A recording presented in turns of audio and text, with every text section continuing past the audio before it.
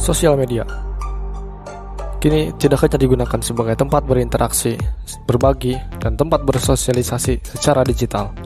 Kini, banyak sekali orang-orang memanfaatkan sosial media sebagai platform berjualan, baik berjualan melewat akun sosial medianya secara manual, atau lewat ads, atau beriklan. Tapi perlu diingat bahwa orang-orang bermain sosial media seperti Facebook, Instagram, YouTube, dan lain-lain, mereka mencari hiburan, bukan berbelanja. Jadi, jangan juali mereka dengan promosi, karena orang tidak suka dijuali.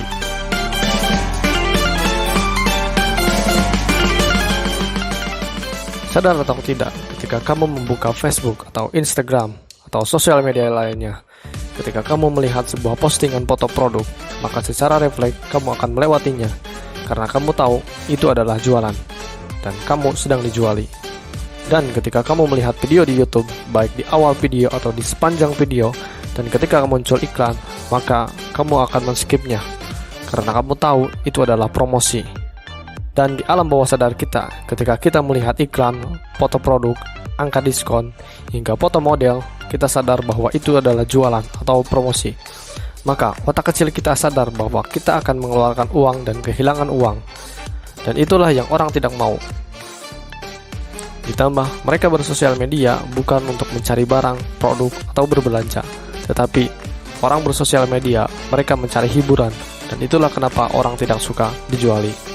Faktanya bahwa jika kita mencari sebuah produk atau barang yang sedang kita butuhkan, kita akan mencarinya dan pergi ke marketplace atau Google, bukan sosial media.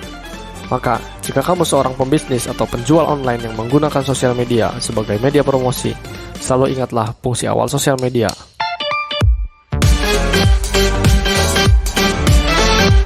Mungkin akan ada yang bertanya, jadi apakah berjualan di sosial media itu tidak efektif?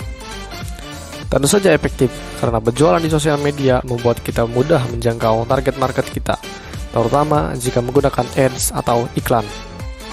Berbeda jika kita berjualan dengan cara konvensional, membangun toko, memajang produk, membeli ini itu secara offline, yang mana kita hanya bisa menjangkau orang-orang itu saja dengan skala yang kecil.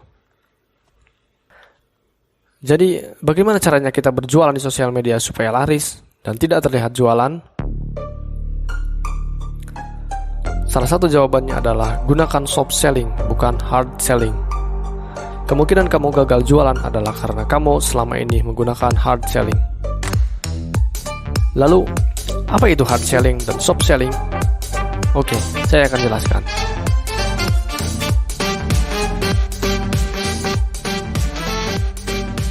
Pertama, hard selling.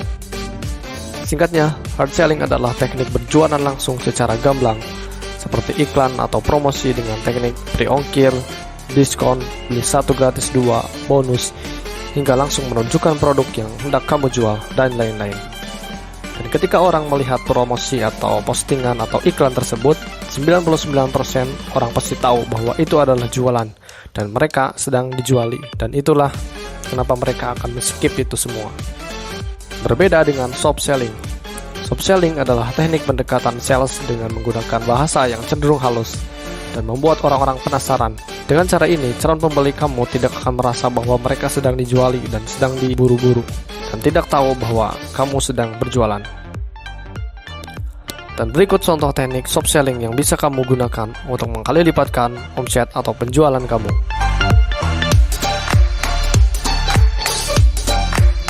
Yang pertama, jika produk kamu e-course, kursus, asuransi, software atau tools, atau jasa, kamu bisa memberikan tips-trik edukasi, dan pada akhir edukasi yang kamu lakukan, kamu bisa mengarahkan mereka ke sebuah produk atau jasa kamu, karena mereka telah mendapatkan edukasi dari kamu. Maka, karena mereka telah merasakan manfaatmu dari edukasi, maka ketika kamu membagikan sesuatu atau berjualan sekalipun, mereka akan menerimanya.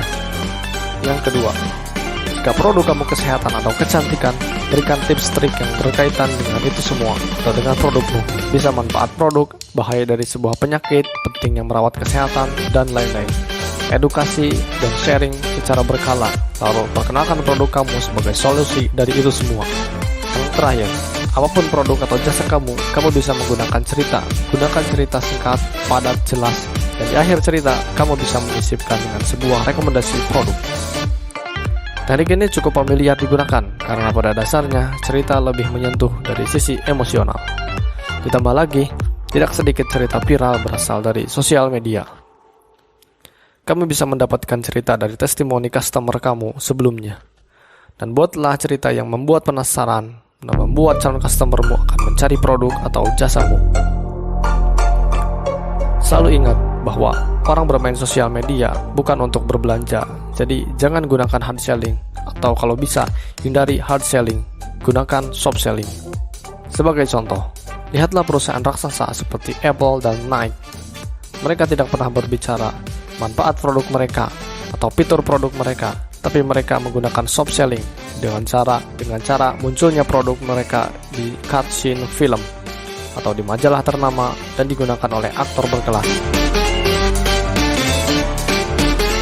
Dari sini, kamu harus tahu bahwa pada dasarnya orang tidak suka dijuali. Apalagi ketika mereka tidak merasa butuh, lalu kamu melakukan hard selling, maka orang akan acuh.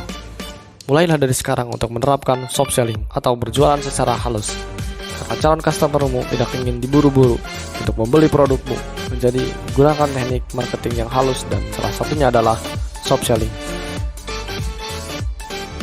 Saya Mac Dani. Jangan lupa subrek. Terima kasih.